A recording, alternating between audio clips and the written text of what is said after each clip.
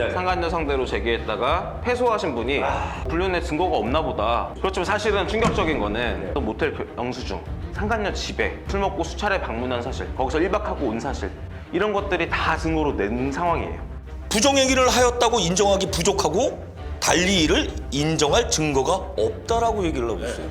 남녀가 술 먹고 같이 같은 집에서 잘 수가 있지.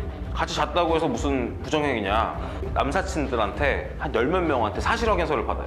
저도 술 먹고 그 집 가서 종종 잡니다. 뭐 대리운전 같은 거 하기도 힘들고 하니까 그냥 재워줬나 보다. 그 말을 믿고 이런 판결을 하는 거예요. 결국은 이 사실 인정은 판사의 재량이거든요. 사실상은 뭐 반페이지죠.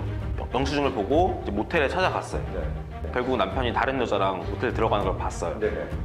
왜 패소한 원인이 뭡니까? 난 이 사람 유부남인 거 몰랐다. 유부남이라고 하길래 바로 헤어졌다. 그쵸, 지금 이거 상간녀한테 변호사비까지 물어줘야 되는 상황이 된 거예요. 네, 안녕하세요. 오늘은 제가 의미 있는 판결을 소개해드리려고 하는데요. 우리나라 불륜 잡는 헌터로 가장 유명하신 공룡아빠님 모시고 함께 진행하도록 하겠습니다. 네. 찾아주셔서 감사합니다. 안녕하세요. 나 지금 이제 어떠냐면요. 기분이 상당히 설레면서도 우리나라 대한민국 최고 변호사님이 소개해 주셔서 좀 설레긴 한데 조금 나는 좀 낯간지럽다. 내가 먼저 했는데.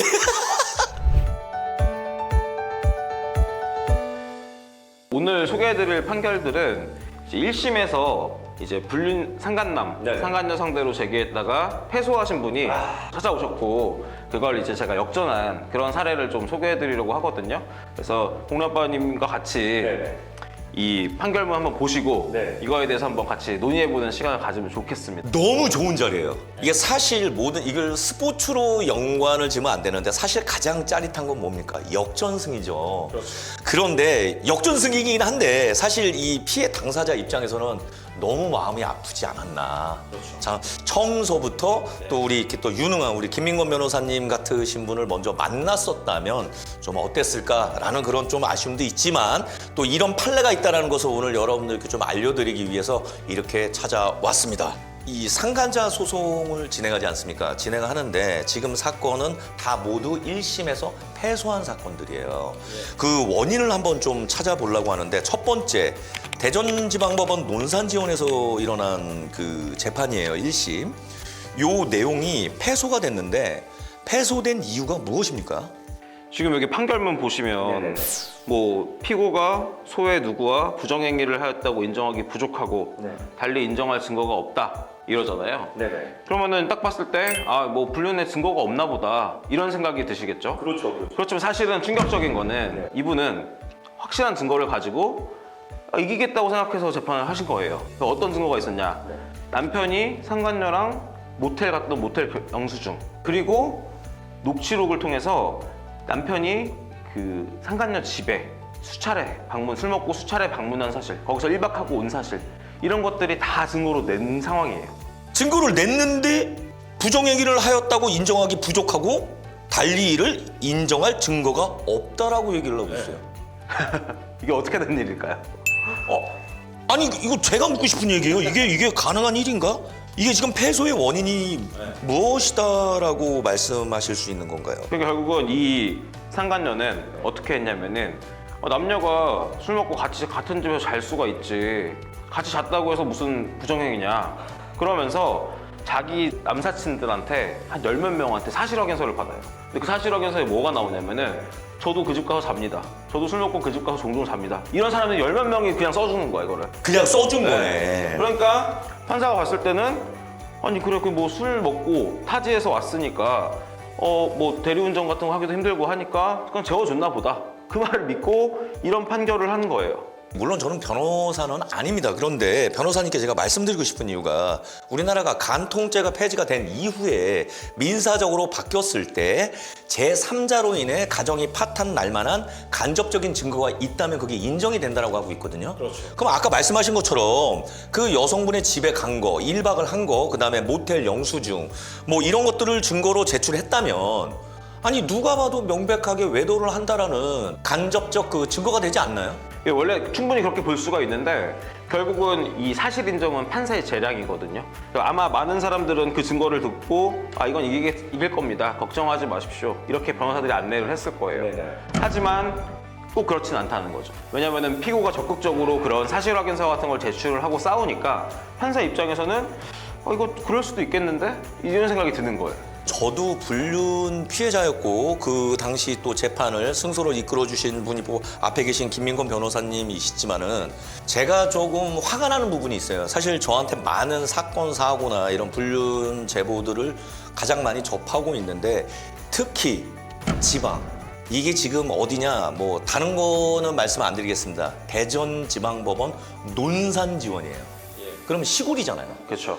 시골인데 제가 지금 이 판결문 보고 제가 경악을 금치 못하고 있습니다. 제가 보여드릴게요. 딱 3장이에요. 사실상은 뭐 반 페이지죠. 와, 그러니까 이게 뭡니까 이게?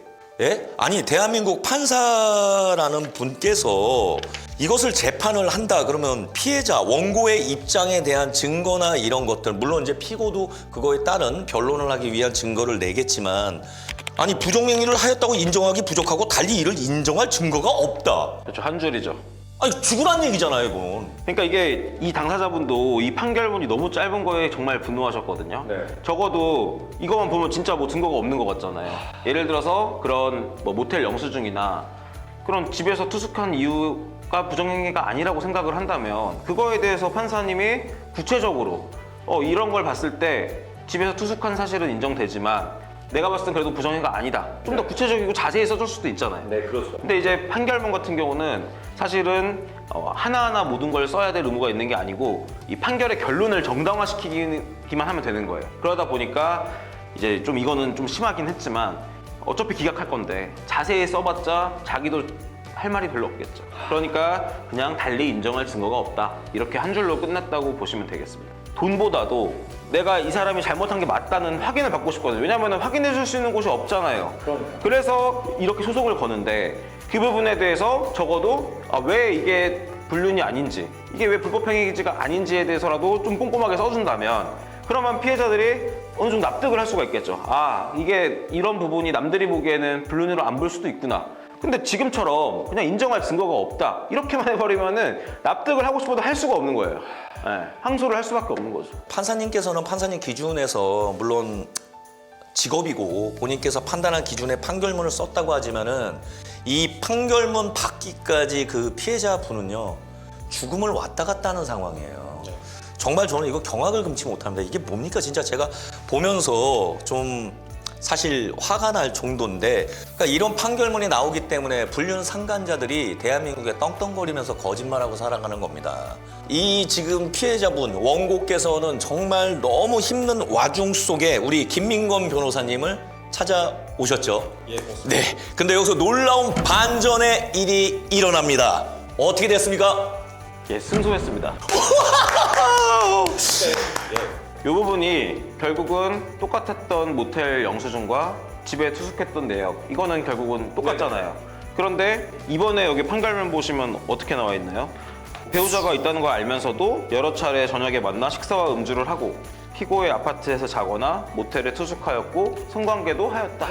이게 딱 들어온 거예요. 근데 아까는 뭐 달리 부정행위를 했다고 볼 증거가 없다 라는 거에서 왜 이렇게 바뀌었는지 이 부분이 이제 중요한 겁니다. 저는 너무 놀랐는 게 이게 지금 제가 김민건 변호사님께 말씀을 좀 드리고 싶은 거예요.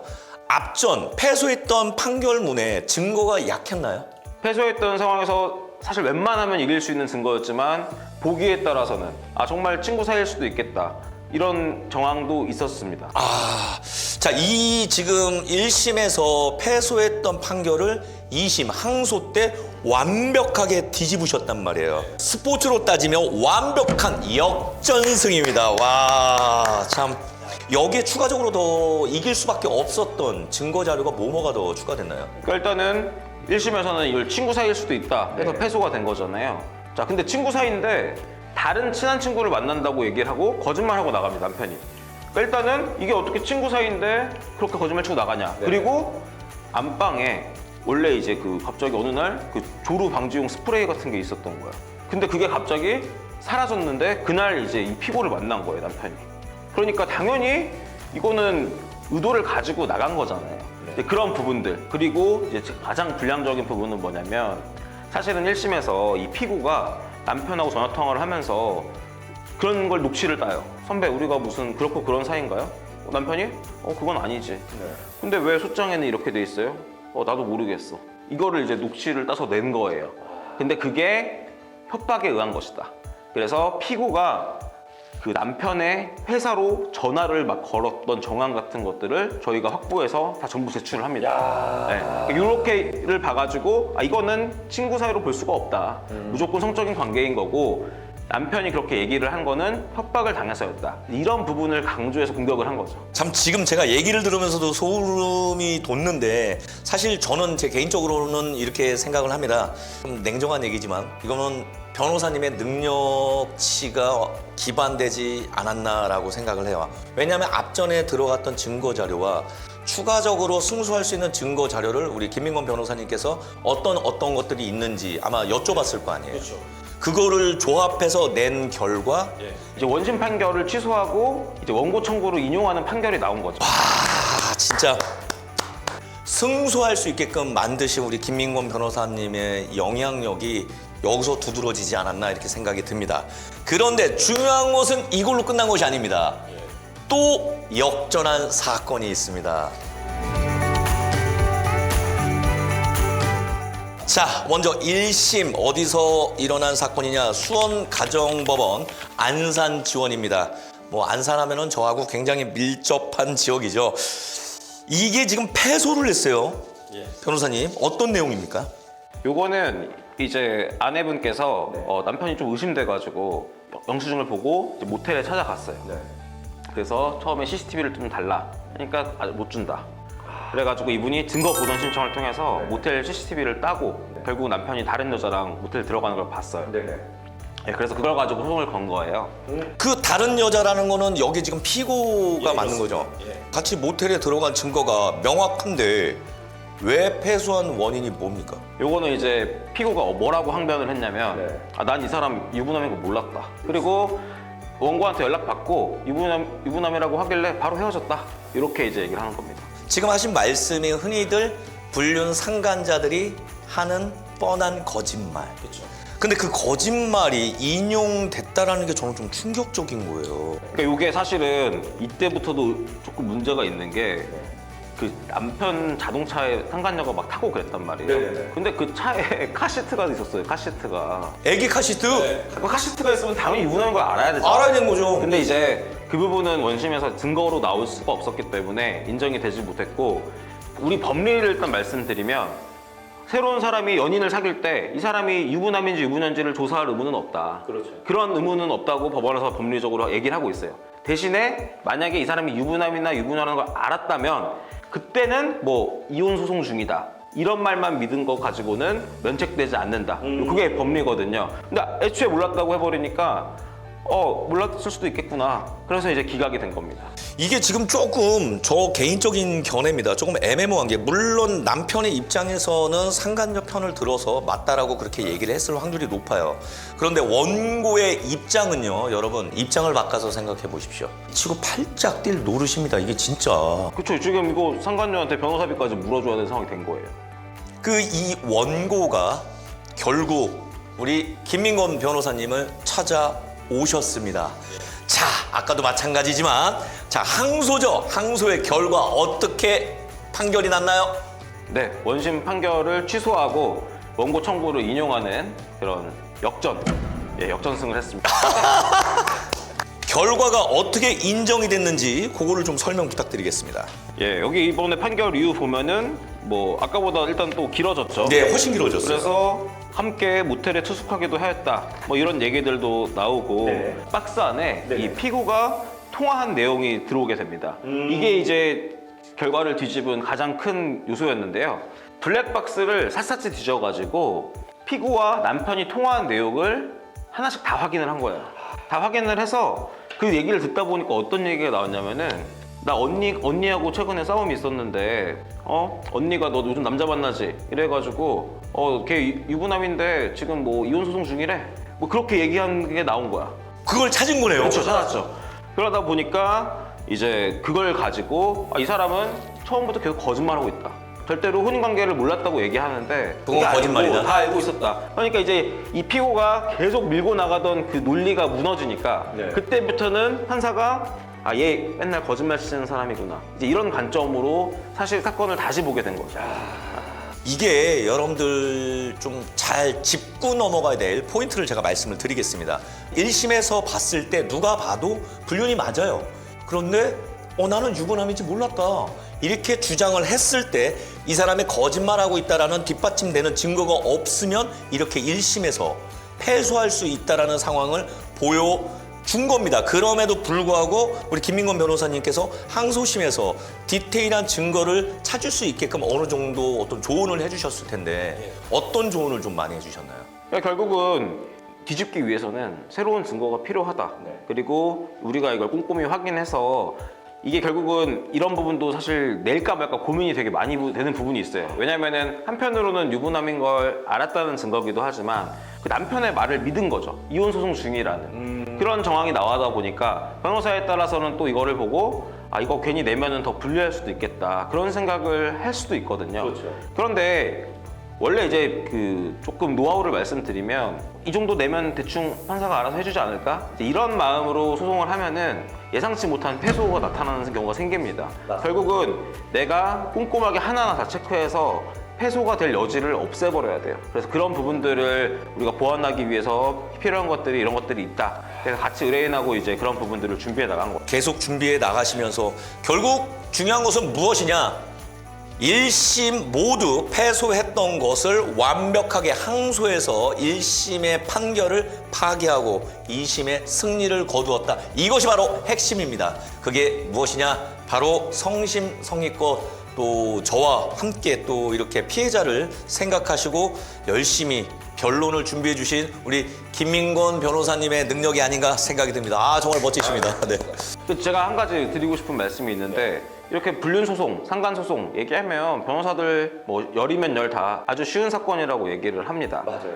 물론 다른 복잡한 사건들에 비해서 쉬운 건 맞아요. 그렇지만 쉽다는 게 이긴다는 얘기는 아니거든요. 결국은 이거를 아주 간단한 사건처럼 취급해서 그냥 의뢰인이 주는 증거만 받아다가 제출하고 판사님 판단해 주세요. 이런 식으로 소송을 수행하게 되면 질 수도 있다. 네, 그거를 명심하시고 이 쉬운 사건도 충분히 시간을 많이 들이고 정말 정성껏 내일처럼 해야지만 꼼꼼하게 이길 수 있는 겁니다. 물론 증거 수집도 중요합니다. 그거 뒤에 뒷받침되는 것은 무엇이냐?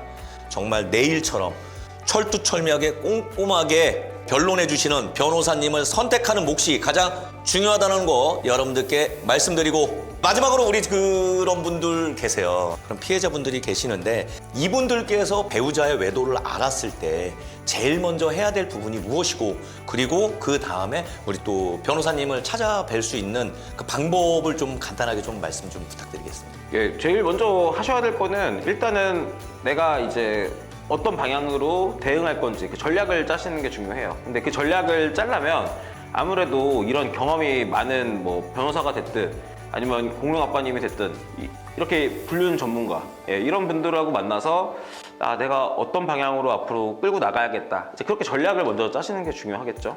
그리고 그렇게 전문가분들을 만나시게 되면 결국은 유리한 방향으로 어떻게 지혜롭게 해결할 수 있는지들에 대해서 저희가 또 알려드리지 않습니까? 그렇죠. 그런 조언을 좀 적극적으로 초기에 구하시는 게 중요하다고 할 수 있습니다. 사실 지금 연달아서 역전되는 사례들이 나오고 있지만 사실은 그 처음에 전략을 잘 짜는 게 제일 중요한데 이미 한 번 소송해서 져버렸다.